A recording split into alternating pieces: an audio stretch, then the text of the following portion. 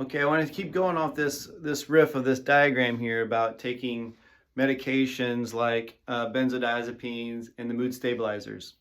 I also want to talk to you a little bit about like booze and cocaine and heroin and other types of addictions that numb the way we feel. They're escapisms, they're numbing. I assume that one takes them when they feel sad, when they feel down, when they feel uncomfortable, and so to check out, they take these external medications or do whatever it is that they're addicted to, pornography, you name it. So when it comes to these medications and the addictions, whether you know it or not, you're creating a wall between the external and the internal. The internal is the heart. It's this guy right here, okay, the internal. And for the human experience to occur, there's a lot of connection that has to happen between the internal, the heart, and the external environment.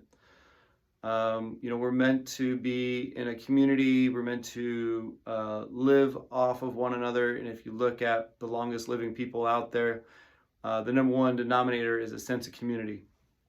And so it's very important, it's very vital to life in my mind, is to have that community.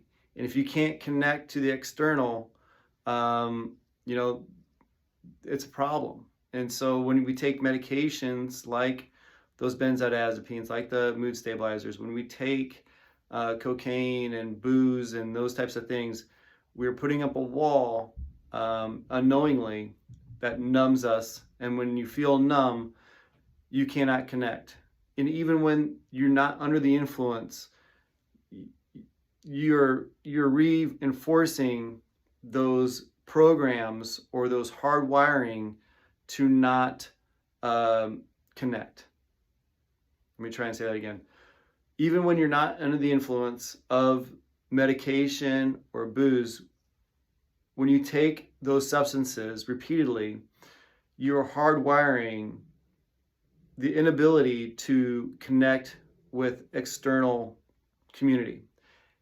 More so even the inability to look at yourself and feel good internally. And so, what we're trying to do is we're trying to get inside there to allow this connection to the external, to the heart. And this purple stuff that I just erased is the addiction. So think of that. Even when you're not under the influence, you're still hardwiring that program that doesn't allow you to connect to the external world to the internal world. You're putting up a barrier each time you do it, and it's going to get thicker and thicker every time you do it. And the inability to connect is not going to be there. And so when people are under the influence of psychedelic assisted therapy and ketamine therapy, they're not able to connect to what's around them. Even if loved ones are trying to connect to that heart, there's a body armor there. There is a force there that just will not allow that connection to occur. So it's just really, really important to be mindful of what you're taking in during ketamine assisted therapy protocols or psychedelic assisted therapy retreats or anything like that.